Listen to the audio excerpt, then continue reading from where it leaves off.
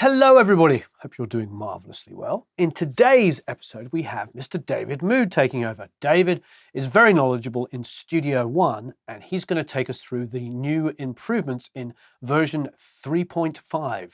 He's taken a few days to make this video because he's been researching it and he wants to come in and let us know all of the differences. As ever, please subscribe. Go to producelikeapro.com. You can sign up for the email list and get a whole bunch of free goodies. And of course, you can try out the free trial of the Academy. And we also have a monthly. So go to producelikeapro.com and check that out. Subscribe, leave a bunch of comments and questions below, and let us have David take it away. Hello everyone, it's David Mood here for Produce Like a Pro. Now this video is all about the new huge update for Studio One, namely Studio One 3.5. Now, just like with Studio One 2.5, PreSonus has once again given us a huge update for free, and I think that there are many other companies who would definitely charge for such an upgrade. I'm not naming names here, you know who they are, and some competitors even would make it a huge version upgrade, like from 3 to 4. So thank you PreSonus for being a bit different and giving us again huge update for absolutely for free.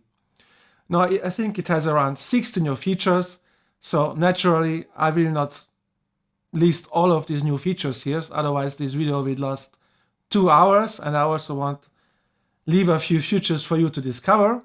But I will make a selection what I think are the most important new features and also my favorite ones. So of course this video is highly subjective and it will list my favorite new features. Now one of the key new features of 3.5 is of course what PreSonus calls Native Low Latency Monitoring, which allows you to even have low latency native monitoring with CPU heavy songs, which was not possible before. Now because this is a very complicated topic and this is also very much depends on your system, on which interface you have, and there are so many variables involved, I will cover this feature at the end of the video, and before that I would like to cover all other features which are independent of which audio interface you might have. Now I would also like to mention that PreSonus not only made this new audio engine addition, they also turned a few screws in the background for the CPU usage in general, so the load is now much better distributed between the different cores of your CPU. I've tested this on several songs, and to my experience, the CPU usage can really go down 10 to 15, sometimes even 20% in CPU heavy songs. So it's a very nice job, PreSonus. Having said all that, let's have a look at all the other cool new features, and at the end I will talk about the low latency thing. Okay, so let's get started.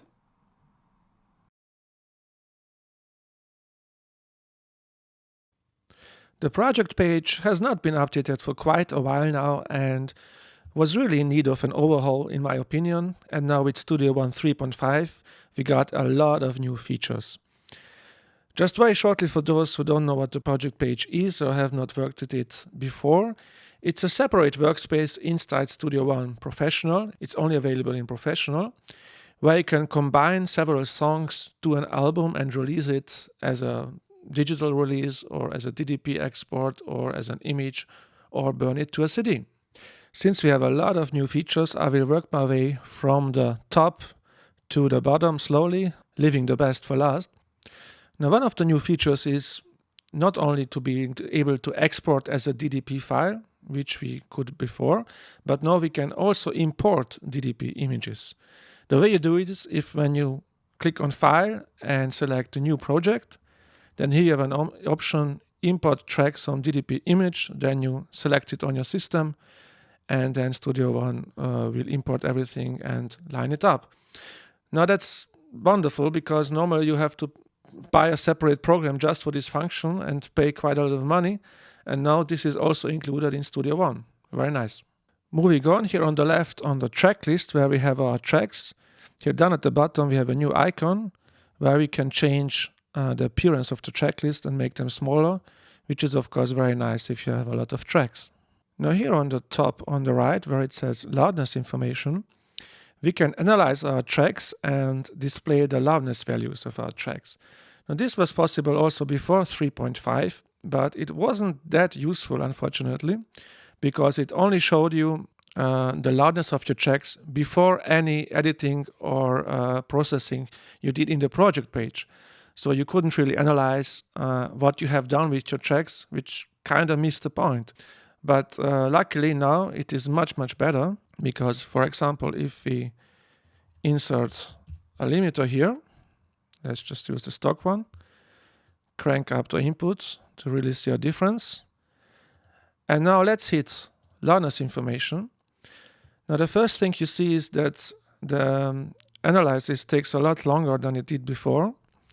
But the reason for that is that now we have two information. We have one called pre-affix and one post-affix. So we can see the results for our audio file before any processing, and then here we can see the difference after what we have done to it. So in this case, as you can see, we had a true peak of only -7.3, RMS value of -18, and after I squashed the crap out of it with the limiter, now we have an RMS of -8.7. So you can clearly see the difference which we did to the file. By the way, if we had any effects on the master bus here, then this would the processing of that would also be included in these results. And you can see one more difference straight away. We also have now the values in following the EBU R128 standard for broadcast, TV and film, and also in true peaks. So this is very, very useful if you are producing for radio, film or TV. And this function is also very intelligent because if I, for example, would not change something with my limiter, as you can see it immediately, here it says update loudness. So Studio One noticed that we have changed something which influences the loudness of the tracks, and now we could analyze the track again.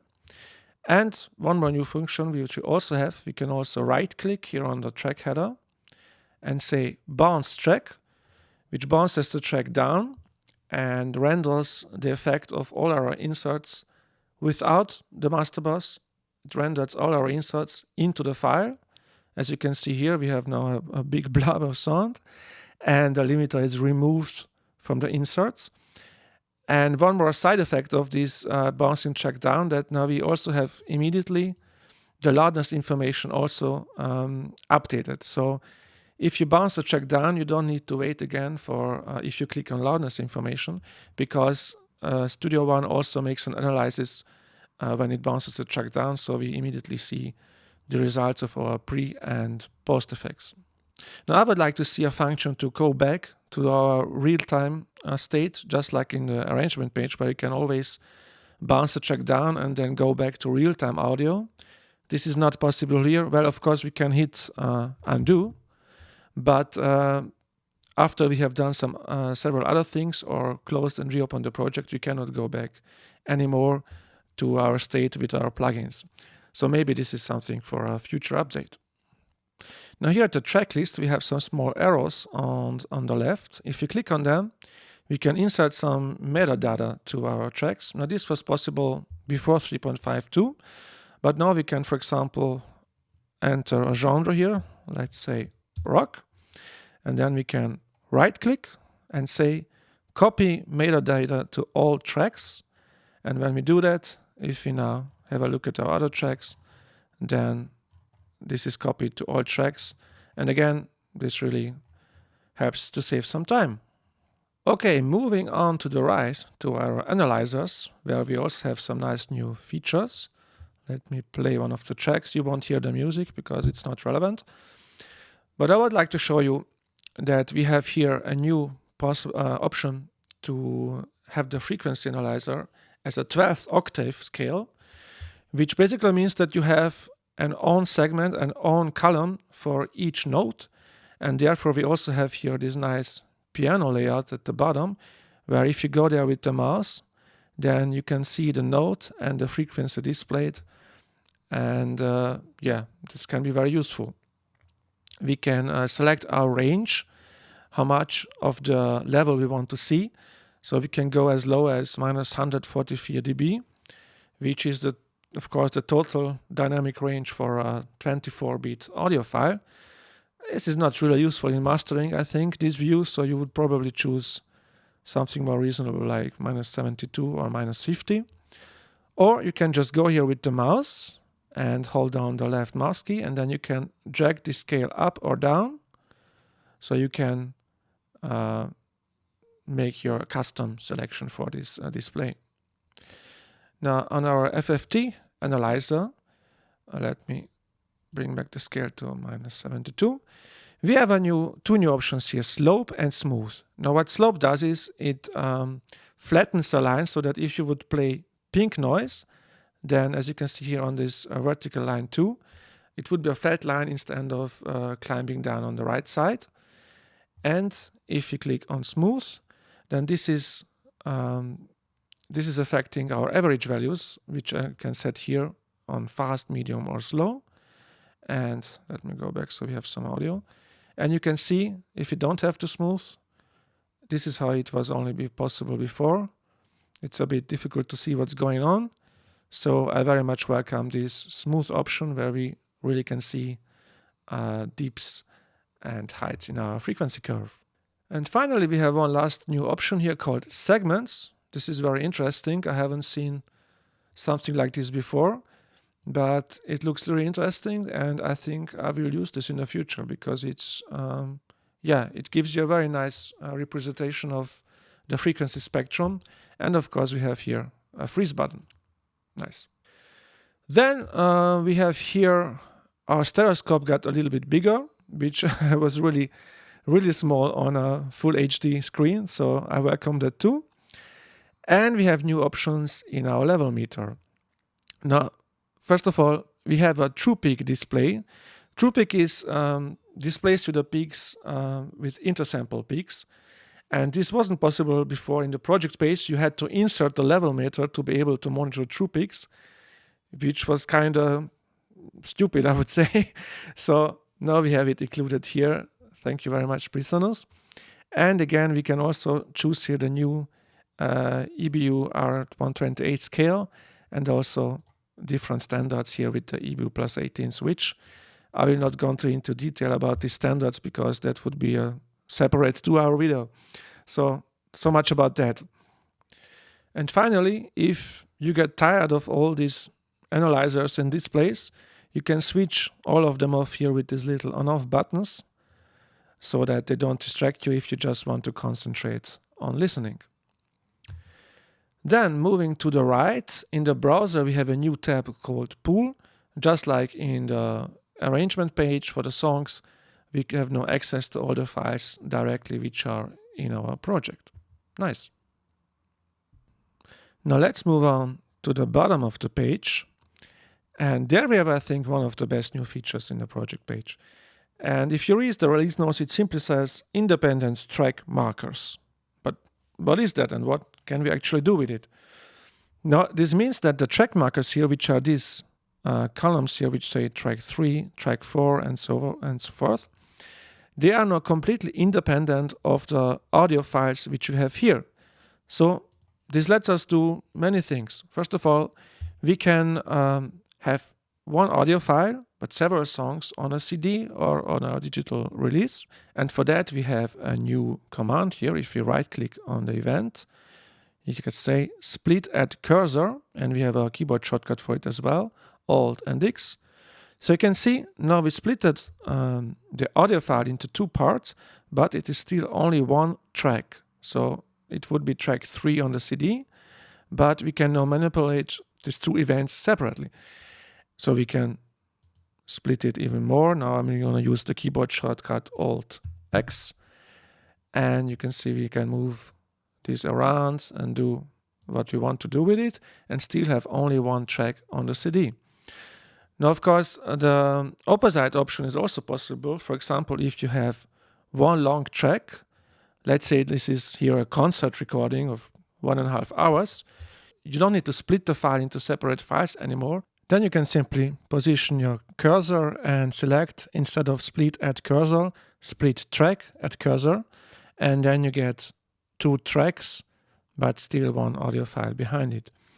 And there is one more new command here, which is nice, combine with next track. So in this case, you can see we combine track 5 with the next one here. So these 2 files are now one track. But the track markers here also can be positioned completely freely, so you can just grab them and move them around and place them wherever you want them to be on the timeline. Now, as you can see, we have a lot of new features here, but there is still a little bit more, which is actually a byproduct of these now freely movable track markers and our possibility to split files without making new tracks. And that is actually volume automation. Now, not really, but you will see what I mean. So one thing which is also requested now for a long time by many users is to have some automation possibility in the project page. Now, some people want to have all the automation possibilities which you have in the song page, which in my opinion would be too much. It would just overblow the whole project page. But I personally also always wish to have a basic volume automation to be able to do typical mastering things like decreasing the verses, let's say by 1 dB, and pushing the choruses up a little bit in volume to create more dynamics. And for that, you always had to go back to the song page, do it there, and then import it again to the project page. Now, we still don't have volume automation in the project page, but we can do the following. So let's say I will use as a shortcut command again, Alt-X, split this track here, split it one more time, and split it one more time. I think you can see now where this is going. So let's say this is our verse 1, this is verse 2, here we have chorus 1, chorus 2.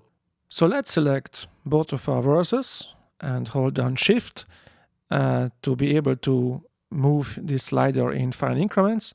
And let's decrease the first verse by 1 dB, and also the second one follows, of course. Let's select the two choruses, and let's push them by just half a dB. So in total, we have now 1.5 dB difference between the verses and the choruses. So I tried this already, and if you don't change the volume by ridiculous amounts, you will not hear any artifacts. Of course, if you drop the verse down by 10 dB, you will hear a pop. But if you stay in reasonable amounts, like here at 1 dB, 2 dB, it's absolutely no problem. And there you have it, volume automation in the project page.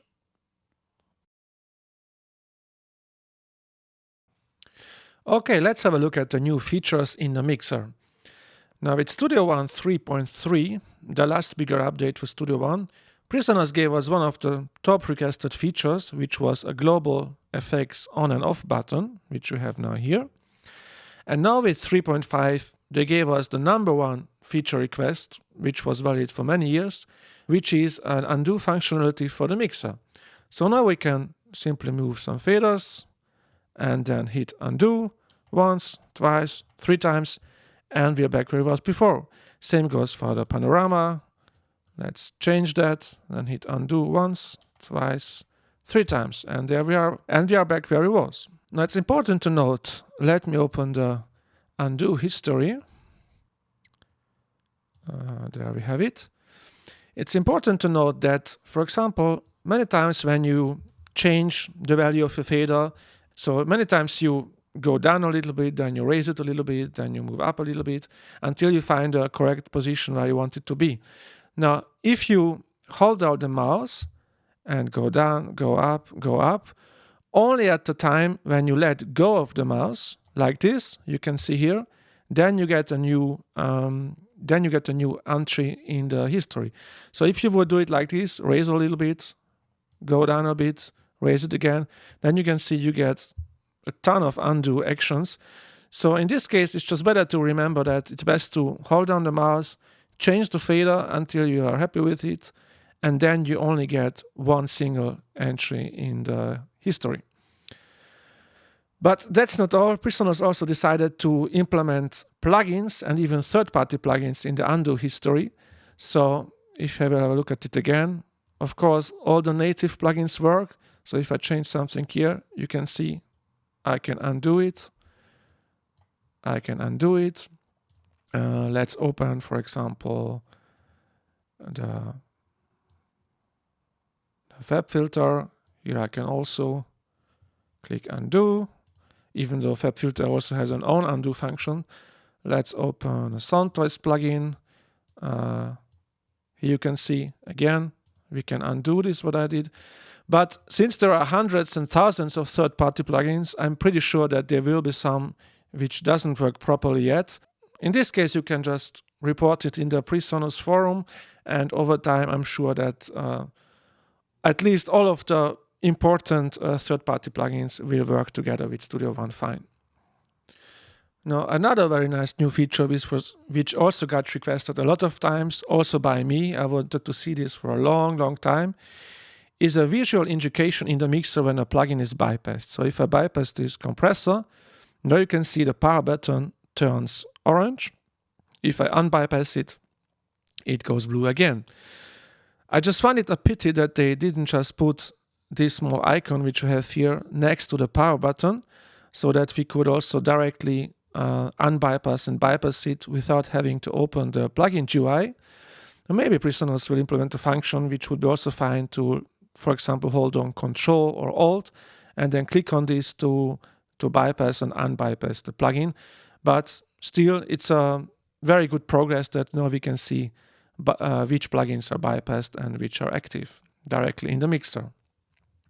Then we have one more minor thing. If we go to a track without plugins and open the routing page, in the past, if you wanted to use the splitter, you always had to insert a plugin first. Now you can just directly grab the splitter and start with the splitter inserted and then insert your plugins of choice.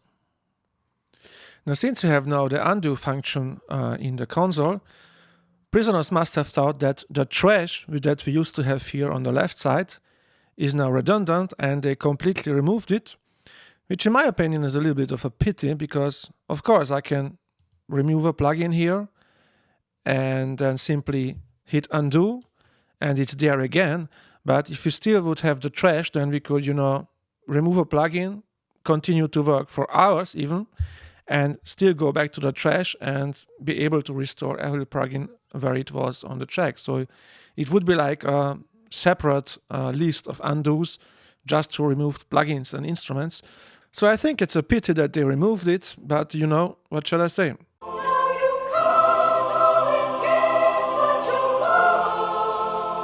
Right?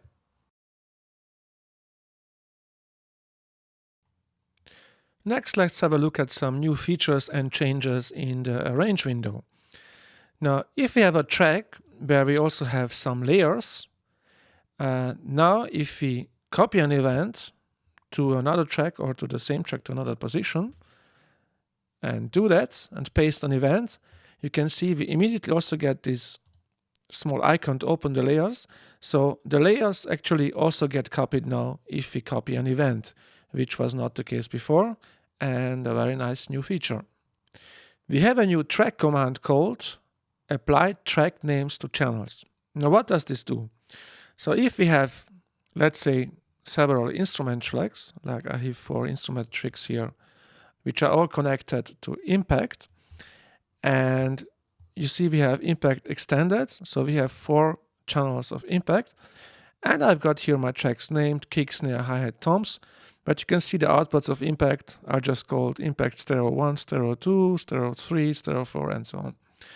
So if you want to apply our names to the channels, then now we just have to select them all, go to track, apply track names to channels, and there you have it. With one click, we applied all our names to the channels. But very important, in order for this to work, you need to open the inspector, and here on the channel, you have to make sure to assign the track to the correct channel. So you can see now it got already the names of our tracks, but otherwise there is just standing impact stereo 2. So you assign it to that, and you go to the other track, assign it to the third, and so on. If you don't do this, then this track command will do nothing. So to save your frustration, make sure to open the inspector and assign the tracks correctly to the channels. Next, if you would like to automate, a parameter of a virtual instrument, in the past it always created a separate automation track. If you now click on any parameter and say edit automation, then you can see it created the automation lane on the instrument track itself instead of making a new instrument track. Now this was also possible in the past by grabbing this hand and dragging it down to the instrument track, but like this I think it's even easier. You just select Edit Automation and you have it on the same instrument track, which of course helps to reduce clutter and help to remain a clear arrange view. Then, not really a new feature, but just something to be aware of, that in the inspector, under the time stretch algorithms, we don't have the audio band algorithm anymore, because according to PreSonus, the accuracy of these algorithms got improved, so there is no need anymore for the audio band. So we are left with drum, sound, and solo, just something to be aware of, that you don't wonder where the heck the audio band algorithm is. It's not there anymore. It's nothing wrong with your system. This is how it is now in Studio One 3.5 onwards. Now we also have two very nice features in the music editor. So if we open the editor, sometimes if you have an instrument where you have overlapping notes, like I have here at the bass guitar track, sometimes you need to overlap some notes if you want to trigger a certain playing style. Like for example with the bass, you can trigger normally a slide if you overlap two notes. And PreSonus included a nice new function here to edit both notes at the same time. So if we hold down Alt, while we want to alter the timing of the second note, just hold down Alt, and in this case you can see we can move two notes at the same time and keeping the overlap between the two notes. Really nice. And the second thing which is new here, that now we can have an unlimited number of control lanes. You just hit the plus button and we add as many control lanes as we want, and we can remove them with the minus button or hide them all with this small little button here on the left and remove them all again. So I think this is also a very nice new feature for people who work a lot of virtual instruments and need a bit more control lanes.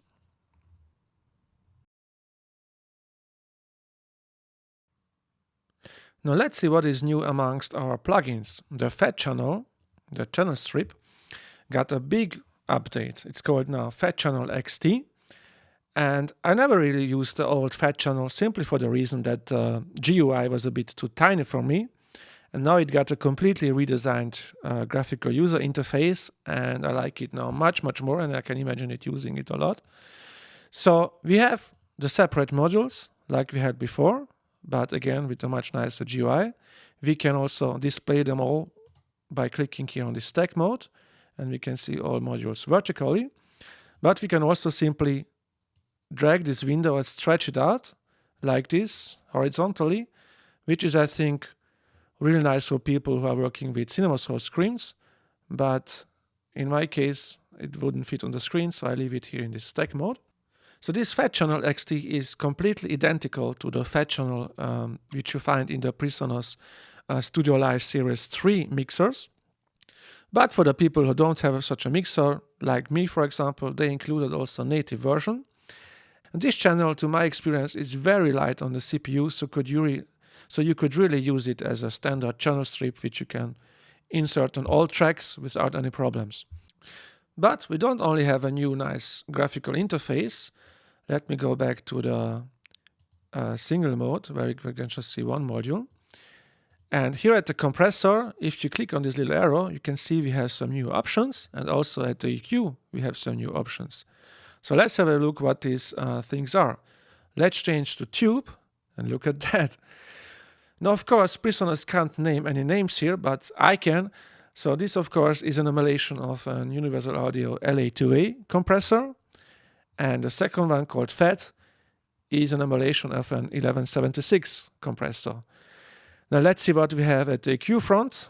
There we have one called Passive. This is, of course, modeled after Pultec EQ. And there we have one called Vintage.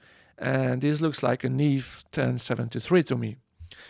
Now, PreSonus don't advertise this very much so far, which I find a shame, because if you look at this, we actually got 4 new plugins, which if we load it, if you just activate the plugins we want, we can also use as singles.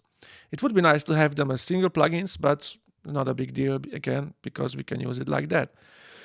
So if you think about it, that other companies easily charge for these 4 plugins, for these 4 emulations between $200 and $400, I think it's pretty insane that we got 4 new plugins for free. PreSonus claimed that there is a very accurate modeling behind them, so it's not just like a nice graphical user interface. I can't say anything to this yet because I haven't played around a lot with them yet. If you already have, it would be interesting to hear your opinions. So please leave some comments if you already did some comparisons, to other emulations of these compressors and EQs. Then I would be really curious to know what you think about them. So please leave a comment.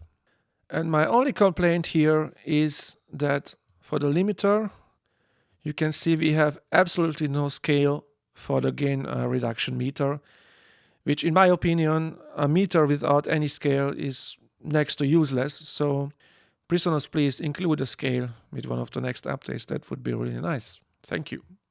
So what else do we got? Of course, in the level meter and the spectrometer, we have all the new features which I showed to you in the project page. All these new features are now also included in the plugin versions of these meters. So we have the EBU metering with the loudest units and true peak. And in the spectrometer, we have also all the same modes which you have on the project page. And for the spectrometer, we even have a really nice mini view where we now can here change the mode, the display mode, and toggle between the different modes here. I think that's a little bit more of a gimmick, but it certainly looks nice.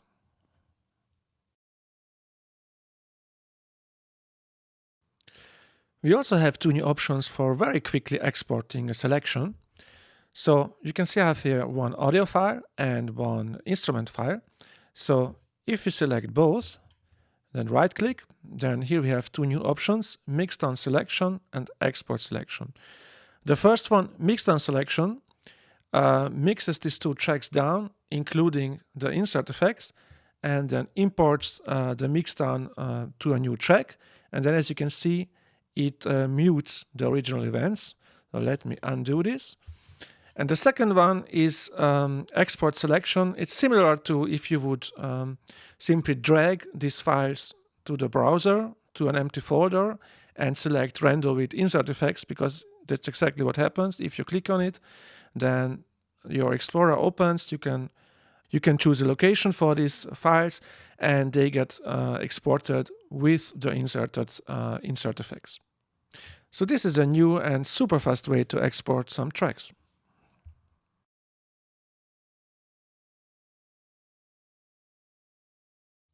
All right, last but certainly not least, let's tackle one of the key new features in Studio One 3.5, which is an addition to the audio engine, which enables you to have native low latency monitoring, as PreSonus calls it. Now, I left this for the end because it's a bit technical topic and therefore a bit complicated. So you might want to grab a coffee and refresh your brain a bit and then come back. Okay, so if you already have some experience with working with a native DAW, as I assume most of you have who are watching this video, then you know that one of the problems with native DAWs is that if you're already working on songs where you have like a ton of virtual instruments or a ton of plugins inserted, then when you mix down, you need to raise your buffer size in order to be able to play back the song, to work with it, to give your CPU a bit more time to process all the data. Now that's fine and good, but the problem is if you have such a song which is already loaded with a ton of plugins or instruments, and you want to record another track, an instrument track or an audio track, and you want to monitor that, then you run into problems because the huge buffer size which you set gives you a huge latency. Now, the workarounds which we already had for this problem were to use, for example, an audio interface which offers you direct monitoring, so that you can hear the inputs directly, you can monitor the inputs directly from the interface, but then of course you were limited to just some effects which the interface might have, or some don't have any at all. So you couldn't use any of the plugins which you have at your disposal in the DAW for the monitoring. So PreSonus decided to address this problem which exists since DAWs exist, and they came up with an interesting solution. So what they did is they separated the processing cycles of the audio monitoring, of the playback of the song, of the monitoring of virtual instruments, and also of the monitoring of audio tracks which get recorded in real time. So if we open the option page and go to audio setup, this is the audio device tab, which we already know, where you select your audio device, your audio interface, and you can see which buffer size is set. So you can see I have now a relatively low buffer size of 48 samples, and I can see the input and output latency here. So in the past, what I needed to do, if I wanted to work on a song with a ton of plugins, then I would increase my device block size to, let's say, 1024 samples. And then if I had to record something and monitor something, I would have to go back to a low buffer size. But as I said before, then you easily can run into the problem that your CPU just can't handle all this load. So now we have a new tab here called Processing. And here's an important drop-down menu which says Dropout Protection. So we have here 5 different options to choose from minimum to maximum. And this, I think, it can be a little bit confusing for some people. And maybe PreSonus should have called this a bit different, because there is one key thing you need to understand. And that is, here in the audio device tab, you set your buffer size according to the buffer size you need in order to be able to monitor your virtual instruments. And when you're recording like vocals and guitar or whatever, you set the buffer size the lowest you can get away with, so that you have a really low latency when monitoring instruments or audio tracks. And here in the processing tab, you select the amount, or you select this entry, which you normally would do when you set a higher buffer size. So for me, I selected high, and then I get 1056 samples. That's what I would normally use for example, for mixdown. Now you might ask, why can't I just select the maximum all the time? Well, one downside of this, if you take always the maximum, that the whole DAW starts to lag a little bit. So for example, if you press play, then it takes a little while until the playback begins, and also the metering, if you have the metering plugins or the gain reduction metering, is also a little bit behind the audio. So that's why what I would recommend you to do, to experiment with these settings. Find the lowest setting for you in the audio device tab, where you can monitor instruments and audio tracks without any dropouts, without any CPU spikes. And then basically select the setting which works best for you. That's all there is to say to it. If you select minimum, you're basically more or less back to the standard where it was before. It's a little bit different. You have still a little bit more stability than before. But then again, if you set it, for example, to high, then what you have done is separated the playback processing cycle from the monitoring processing cycles. So what else do we have here? You can see here this checkbox, Enable Low Latency Monitoring for Instruments. If you deselect this, then you would have a latency of these samples which you have set here also for when you play a virtual instrument. Now you don't want that, so typically you engage this, and then you have the low latency, which you can see here at the bottom. We have from the audio round trip, which is, for example, if you record vocals, the time it takes from the input to pass through your DAW and go back to your headphones. You can see at these settings which I have right now, it's 7.6 milliseconds. And you can also see the latency for the instrument, which at this moment it is around 17 seconds. Now, the interface I'm using now is a Roland Octocapture, which is a USB interface. I also have a Mode2 PCI interface, which gives me much smaller latency. But for recording these videos, the Octocapture is much better. So these values of cons depend very much on your computer and mostly on your interface and its drivers. Now the second option here, again, is interface dependent, because now it's here grayed out, use native low latency monitoring instead of hardware monitoring. This will be active at certain interfaces which are like high-speed interfaces over PCIe. For example, when I have my motor interface connected, then this is active. Or if you have one of the PreSonus interfaces like the Studio 192, or of course the new Quantum, which gives you as low latencies as 1 milliseconds over Thunderbolt. Okay, enough of the theory, so let's put this into practice and let's see what we've got. So you can see here under the instruments we have a green Z button. This means that the low latency monitoring is active. So this button does the same. Then here in the options you can see now we deselected this checkbox, enable low latency. So we can, without having to open the options, we can trigger it on and off here, and this button turns green. So we have a virtual instrument here. If we enable the monitoring, so I click on the monitoring button, you can see the corresponding instrument, the power button of it also turned green. So this means now this track is enabled for low latency monitoring. I can play it.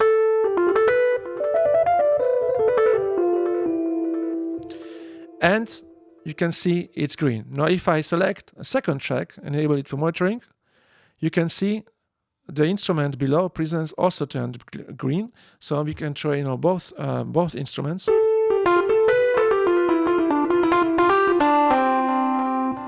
And of course I can select the third one, and then we have 3 green ones, or I can just deselect them all.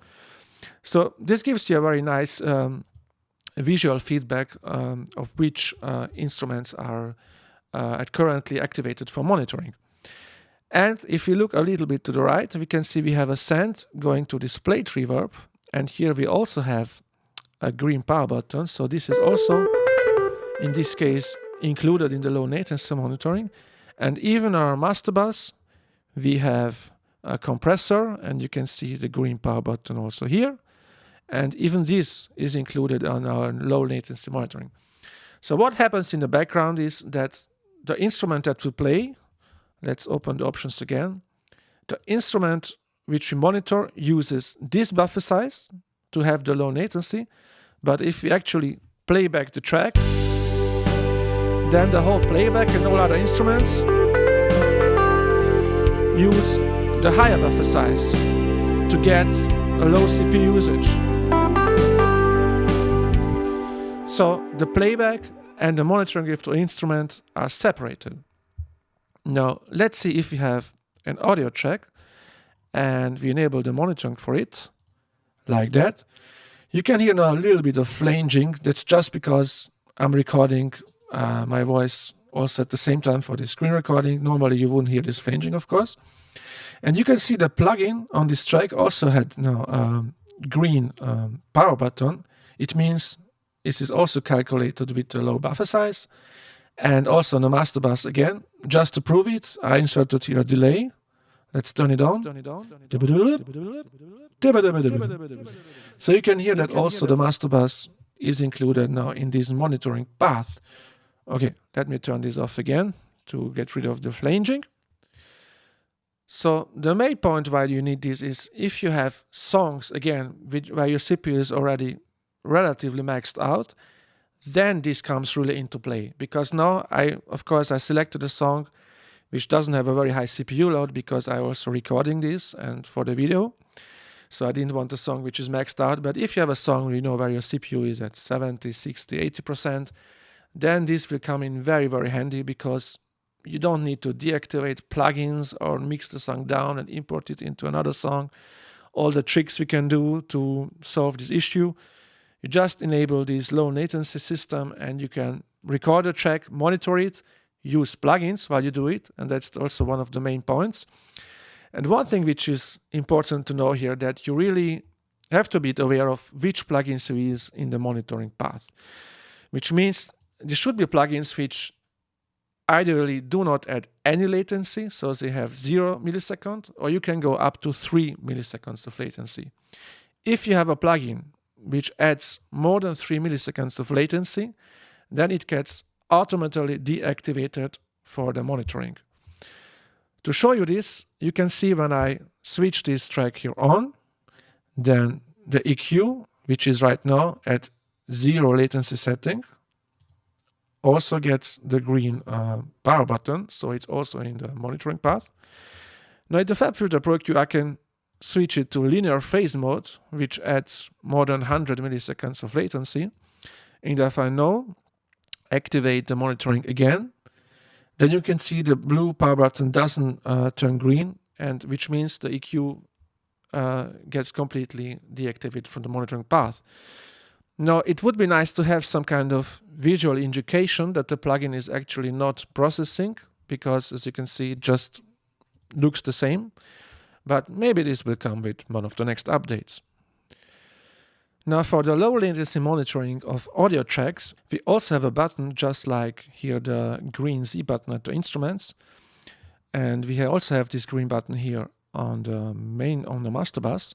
So we can turn, if I again engage the monitoring here, we can turn the monitoring off here or engage it again.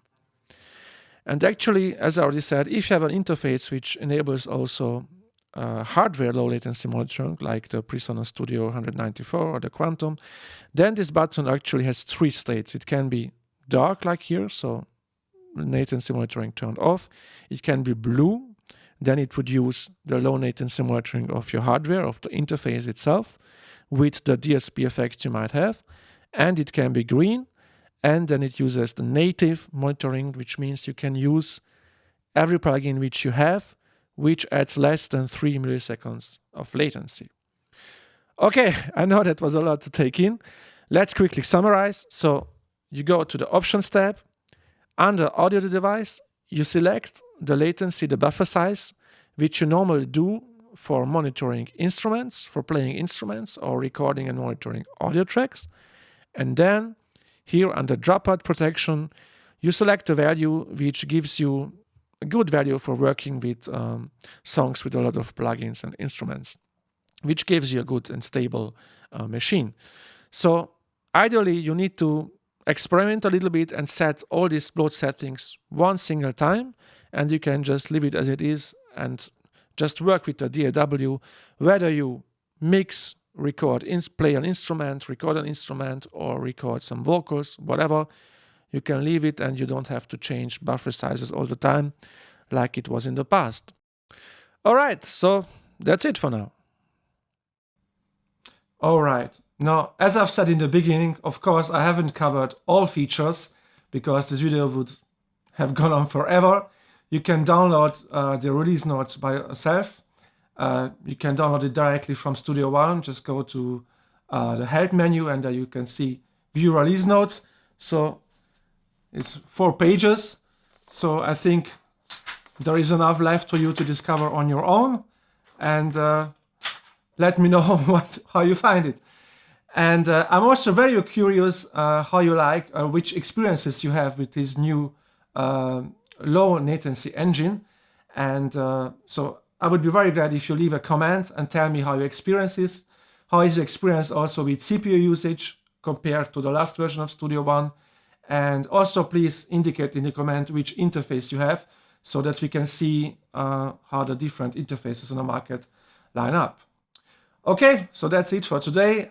Thank you very much for watching. I've been David. Bye-bye.